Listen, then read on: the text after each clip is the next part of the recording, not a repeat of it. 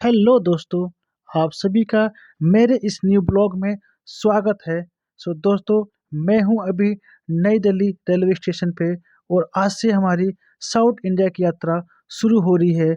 सो नई दिल्ली से हम सबसे पहले जाने वाले थे हैदराबाद और फिर वहां से हम लोग जाने वाले थे 12 ज्योतिर्लिंगों में से एक मल्लिकार्जुन ज्योतिर्लिंग, जो कि 12 ज्योतिर्लिंगों में से दूसरा ज्योतिर्लिंग है। और हैदराबाद से मल्लिकार्जुन ज्योतिर्लिंग लगभग 220 किलोमीटर की दूरी पर श्री सैलम पर्वत पे है और यहाँ जाने के लिए बाई बस या टैक्सी से ही जाना होता है और यह रास्ता घाट रोड से होकर जाता है, इसलिए शाम के टाइम पे रास्ता बंद कर दिया जाता है।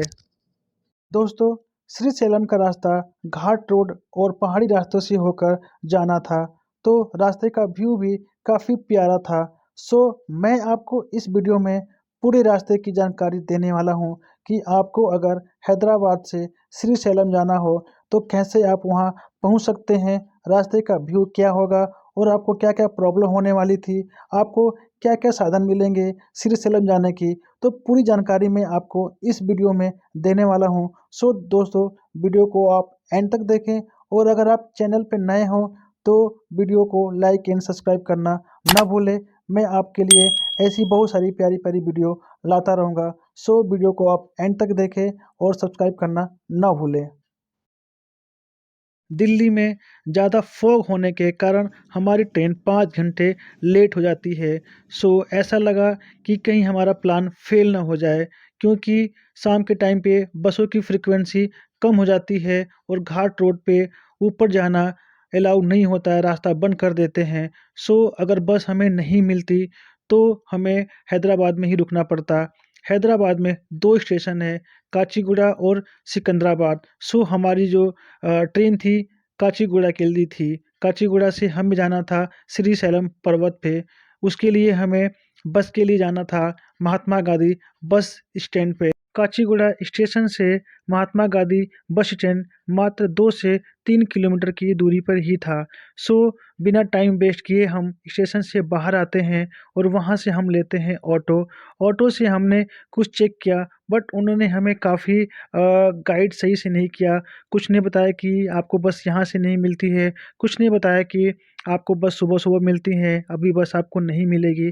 फिर भी उनकी बातों पर हम ध्यान ना देकर हम सीधे पहुँचते हैं महात्मा गांधी बस स्टैंड पे, क्योंकि हमने काफ़ी जानकारी पहले से ही इकट्ठा कर रखा था कि बस हमें कहाँ से प्रॉपर मिलती है। 5 से 6 घंटे लेट होने की वजह से हमारे पास टाइम कम था।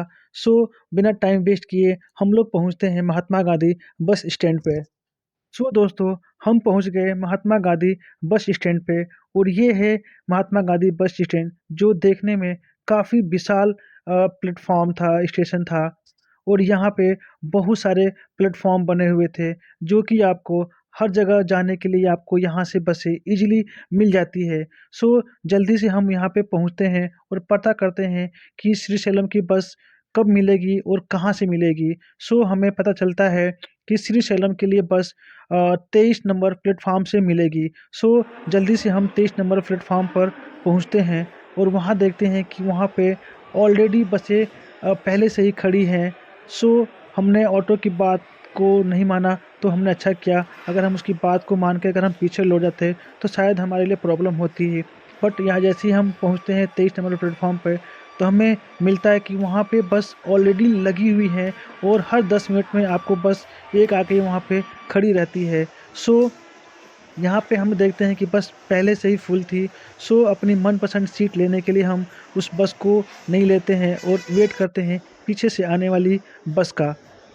मुश्किल से 5 मिनट में ही दूसरी बस आकर वहाँ पे लग जाती है और उसमें हम अपने मनपसंद सीट लेकर बैठ जाते हैं। दोस्तों, यहाँ पे सबसे बड़ी प्रॉब्लम लैंग्वेज की थी। यहाँ पे सब कुछ आपको तेलुगु में ही लिखा होता है, जिससे आइडेंटिफाई करना मुश्किल हो रहा था कि कौन सी बस कहाँ जाएगी और किस प्लेटफॉर्म पे लगेगी। दोस्तों, फाइनली हमें अपनी मनपसंद सीट मिल गई है और काचीगुड़ा से महात्मा गांधी बस स्टैंड से हमारी बस श्री सैलम के लिए निकल गई है। मैडम हमारी आराम फरमाते हुए, और यहाँ से हम जाएंगे श्री सैलम पर्वत पे। और दोस्तों, यहाँ से हमारी बस की जर्नी लगभग 6 घंटे की होने वाली थी और ये है बस की कंडीशन। ये काफ़ी लग्जरी सीटें हैं, सो लॉन्ग रूट के लिए काफ़ी कंफर्टेबल थी। बस की कंडीशन भी अच्छी थी, सो कोई भी शोरगुल नहीं हो रहा था। सामने आपके टीवी लगी हुई थी, लेकिन तेलुगु में पिक्चर आने की वजह से हमारे लिए उस बेकार था। दोस्तों, जैसे-जैसे हमारा सफ़र आगे बढ़ता जा रहा था, रास्ते में काफ़ी ब्यूटीफुल व्यू देखने को मिल रहा था और रोड इतने स्मूथ थे कि आपको फ़ील ही नहीं होगा कि आप बस की यात्रा कर रहे हैं। दोस्तों, बस की यात्रा स्टार्ट होने से पहले ही स्टेशन पे ही हमने कुछ थोड़ा बहुत नाश्ता कर लिया था और रास्ते के लिए हमने कुछ आइटम ले लिए थे रास्ते में खाने के लिए, क्योंकि रास्ते में बस बहुत ही कम रुकने वाली थी, इसलिए हमने पहले से ही अपने लिए व्यवस्था कर लिया था। दोस्तों, ये साउथ का हमारा पहला टूर था और ये लगभग 10 से 12 दिन का टूर होने वाला था, जिसमें हम सारे टेम्पल कवर करने वाले थे और मैं इस वीडियो में आपको श्री सैलम तक कैसे पहुंचना है, वहां तक की सारी जानकारी मैं आपको इस वीडियो में देने वाला हूं। और दोस्तों, मैं वीडियो के सेकेंड पार्ट में मल्लिकार्जुन ज्योतिर्लिंग के दर्शन से रिलेटेड सारी जानकारी देने वाला हूं। दोस्तों, काचीगुड़ा बस स्टैंड से श्री सैलम का जो बस का फेयर था वो 500 था, क्योंकि लग्जरी बस थी। वैसे अगर नॉर्मल बस में आते हैं तो आपको 400 कुछ का किराया पड़ता है, लेकिन इसका किराया 500 था क्योंकि ये लग्जरी बस थी। सो दोस्तों, मेरा 2 टिकट फुल और 1 टिकट हाफ था, सो सारा मिलाकर 1280 रुपया फेयर पड़ा था। और ये बस रास्ते में कहीं भी रुकने वाली नहीं थी, इसलिए इसका फेयर थोड़ा सा महंगा था। दोस्तों, बस के अंदर मोबाइल चार्जिंग के भी पोर्ट लगे हुए थे, सो आप चाहे तो अपना मोबाइल भी चार्ज कर सकते हैं। दोस्तों, धीरे धीरे शाम होने वाला था और सूरज बादलों में छुपने वाले थे। दोस्तों, मैं आपको एक चीज़ बता दूं कि यहाँ पे ज़्यादातर TSRTC की बसें ही चलती हैं। Telangana state road transport corporation की बसें चलती हैं, जो कि काफ़ी अच्छी कंडीशन में होती हैं और आपको इजीली यहाँ पे मिल जाती हैं। ये हैं हमारे ड्राइवर भैया, जो काफ़ी मस्त थे। हमारी बस को काफ़ी स्मूथली ड्राइव करके हमें जल्दी जल्दी से रास्ता कवर कर रहे थे। दोस्तों, मैंने इस वीडियो में आपको श्री सैलम पहुंचने तक, हैदराबाद से श्री सैलम पहुंचने तक की सारी छोटी से छोटी जानकारी देने की कोशिश की, जिससे कि आपको कोई भी असुविधा ना हो। लेकिन ये बेनिफिट आपको तभी मिलेगा जब आप वीडियो को आप एंड तक देखते हैं। अगर आप बीच में स्किप करते हैं तो मे बी आप कोई इन्फॉर्मेशन मिस कर जाते हैं, जिससे कि आपकी प्रॉब्लम बढ़ जाती है। सो वीडियो को आप कोशिश करें कि एंड तक देखें। दोस्तों, वैसे आप हैदराबाद काचीगुड़ा से श्री सैलम के लिए बस ऑनलाइन भी रेड बस वगैरह साइट से भी बुक कर सकते हैं, लेकिन आप इस बात का ज़रूर ध्यान दें कि अगर आप हैदराबाद किसी अदर सिटी से आ रहे हैं जो कि लंबा सफ़र है, तो मे बी ट्रेन की जर्नी डिले हो सकती है। उस कंडीशन में आपका बस मिस भी हो सकता है।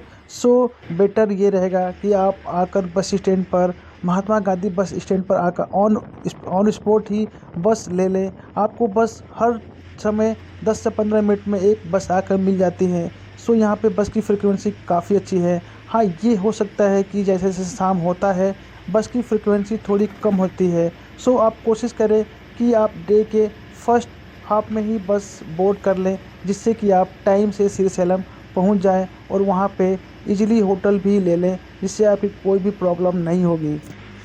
दोस्तों, लगभग 3 बजे हमारी बस की जर्नी स्टार्ट हुई थी और लगभग 3 घंटे का सफ़र तय करने के बाद हमारी बस एक जगह रुकती है कुछ चाय नाश्ते करने के लिए, और ड्राइवर भैया हमें 15 से 20 मिनट का टाइम देते हैं, जिसमें आपको जो भी खाना है, जो भी पीना है, आप यहाँ से खाना पीना ले सकते हैं।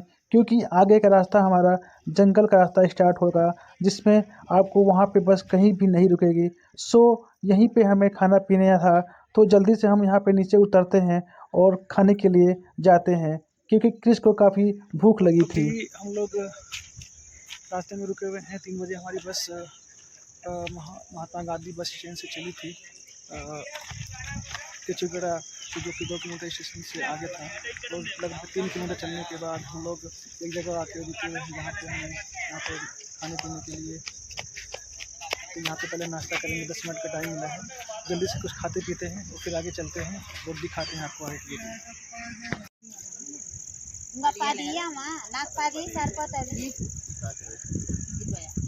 हाँ ओ भैया भैया कहाँ जा रहे? देखो इसको क्या बोलते हैं, कुल्लू, इसको क्या बोलते हैं इसको? कुलगू, कुलगू, कुलगू, कुलगू। ये कुलगू, यहाँ पे हम लोग कुलगू खा रहे हैं और यहाँ मिर्ची। तो ये साउथ वाला, ये साउथ इंडियन खाना हमें ऐसे ही मिलेगा खाने को लिए यहाँ पे। तो ये डिश पहली बार हम लोग खा रहे हैं। दोस्तों यहाँ पे खाने पीने का कोई ज़्यादा वैरायटी तो नहीं थी। अगर आप साउथ में हैं तो आपको साउथ इंडियन फूड ही देखने को मिलेगा, जैसे कि आपको सांभर, इडली, वड़ा वगैरह ही मिलेगा। सो हमें 10 से 12 दिन यही खाकर गुजारा करना था और अपने आप को हैबिचुअल बनाना था। दोस्तों बस में हमारी टिकट की चेकिंग भी होती है और यहाँ अक्सर बसों में देखा था कि आपके बस में चेकिंग होती रहती है। सो आप अपने टिकट को संभाल कर रखें ताकि आपको कोई भी प्रॉब्लम ना हो। दोस्तों थोड़ी दूर चलने के बाद काफ़ी अंधेरा हो जाता है, रास्ता काफ़ी सुनसान और जंगल भरे रास्ते से होकर जाता है। सो आप रास्ते का व्यू, नाइट व्यू आप देख सकते हैं, कितना क्या प्यारा व्यू है। दोस्तों वैसे तो साउथ का जो वेदर होता है काफ़ी गर्म होता है, बट अभी दिसंबर का एंड टाइम चल रहा है। सो यहाँ का जो वेदर है काफ़ी प्लीजेंट है, काफ़ी सुहाना मौसम है और बस का जर्नी काफ़ी ही प्यारा है। ठंडी ठंडी हवा आपको शाम के टाइम पे लगता है। सो आपको गर्मी बिल्कुल फील नहीं होती है। तो श्री सेलम का 50 से 60 किलोमीटर का जो रास्ता है वो पहाड़ी रास्ते से होकर जाता है और यह रास्ता काफ़ी ही नैरो है। वीडियो में आप देख सकते हैं, आपको जगह जगह हर 200 मीटर पे लेफ़्ट एंड राइट टर्न मिलते हैं, जो कि काफ़ी ही संकरा रास्ता है। यहाँ पे जब भी दो गाड़ियाँ आपस में क्रॉस करती हैं तो काफ़ी ही प्रॉब्लम होती है। सो अगर आप अपनी खुद की व्हीकल से जा रहे हो तो इस बात का ज़रूर ध्यान रखें कि दिए हुए लिमिट, जो स्पीड लिमिट है उसके ही अंदर चलें। बेफिजूल आप ओवरटेकिंग ना करें जिससे कि आने जाने वाली गाड़ी को कोई दिक्कत है और बेफिजूल यहाँ पे आपको ट्रैफिक का सामना करना पड़े। दोस्तों दिल्ली से हैदराबाद काचीगुड़ा पहुँचने का जो जर्नी टाइम था वो लगभग 28 घंटे का था और हमारी ट्रेन लगभग 6 घंटे लेट हो गई थी। उसके बाद काचीगुड़ा स्टेशन से हमें जाना था श्रीशैलम, जहाँ का सफ़र लगभग 6 से 7 घंटे का था। सो टोटल जो जर्नी आवर्स हो गया वो हमारा 40 से 42 घंटे का हो गया था। सो हम लोग थोड़ा थक भी गए थे, टायर्ड हो गए थे। सो हमारा प्लान ये था कि हम वहाँ पहुँचकर सबसे पहले होटल लेंगे और नाइट स्टे करके थोड़ा रेस्ट करेंगे। सुबह में उठकर हम मंदिर दर्शन करने जाएंगे, क्योंकि ट्रेन लेट होने की वजह से शाम का टाइम हमारा बेकार हो गया। अदरवाइज़ हम शाम को पहुंचकर वहाँ पे मंदिर के दर्शन करते और फिर दोबारा सुबह मंदिर दर्शन करके आसपास की जगह पे हम घूमते।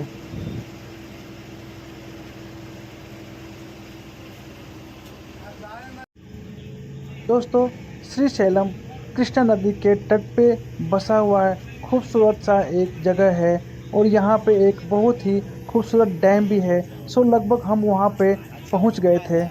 तो आप कोशिश करें कि अपनी खुद की गाड़ी से अगर ट्रैवल कर रहे हैं तो आप यात्रा की शुरुआत अर्ली मॉर्निंग में ही करें, जिससे कि आपको इन रास्तों पर रात में ना चलना पड़े, क्योंकि बहुत कम लोगों को ही पहाड़ी रास्ते का एक्सपीरियंस होता है।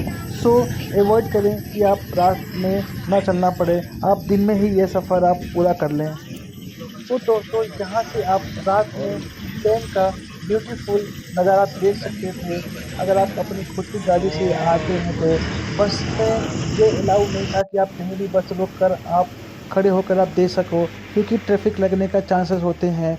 सो आप अपनी गाड़ी से अगर आ रहे हैं रात में तो यहाँ से आप डैम का खूबसूरत नज़ारा देख सकते थे। सो दोस्तों अभी 9 बजने वाले हैं और लगभग 15 से 20 मिनट में हम श्रीशैलम पहुंच जाएंगे। अब काफ़ी हद तक हम अपना रास्ता कवर कर चुके थे और 15 से 20 मिनट में हम श्रीशैलम पहुंचने वाले थे। तो रोड की जो कंडीशन थी काफ़ी स्मूथ था और बस की भी कंडीशन बहुत अच्छा था, जिसकी वजह से ये जो 6 घंटे का सफ़र था हमारा आराम से कट गया। हमें रास्ते में कोई भी प्रॉब्लम नहीं हुआ। आराम से हम 6 घंटे का सफ़र तय करके लगभग श्रीशैलम पहुंचने वाले थे। दोस्तों, लगभग 9:30 बजे बस हमें श्रीशैलम बस स्टॉप पे ड्रॉप करती है और यहाँ पे उतरने के बाद सबसे पहले हमें होटल सर्च करना था।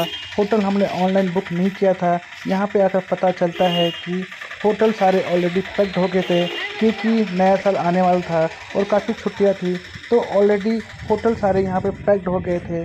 सो होटल सर्च करने में हमें काफ़ी दिक्कत का सामना करना पड़ा। होटल ऑलरेडी पैक्ड है। यहाँ से आप देख सकते हैं मंदिर का रास्ता सीधे जाता है। सो यहाँ से हम सारा होटल ढूंढते हुए आगे बढ़ते हैं।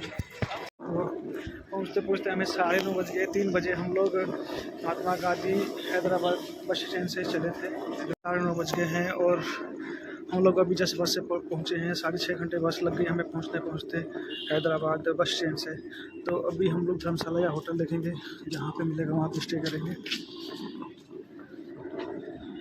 तो बस स्टैंड से थोड़ा सा आगे आने पर आपको ये चौराहा मिलता है और यहाँ से सामने ही आपको मंदिर दिखाई देगा। बाकी लेफ्ट हैंड साइड में आपको बहुत सारे आपको होटल धर्मशाला मिल जाते हैं, लेकिन यहाँ पे सारे पैक्ड होने के कारण हमें यहाँ पे होटल नहीं मिलते हैं। फिर हम जाते हैं CRO ऑफिस, जो कि सेंट्रल रिसेप्शन ऑफिस है और ये देवस्थानम का है।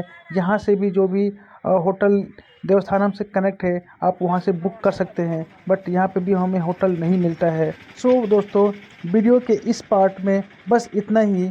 आगे के पार्ट में मैं आपको होटल से लेकर दर्शन तक की सारी जानकारी देने वाला हूँ। सो वीडियो में बस इतना ही। वीडियो को एंड तक देखने के लिए बहुत बहुत धन्यवाद। सो दोस्तों, वीडियो को लाइक एंड सब्सक्राइब करना ना भूलें। Thank you.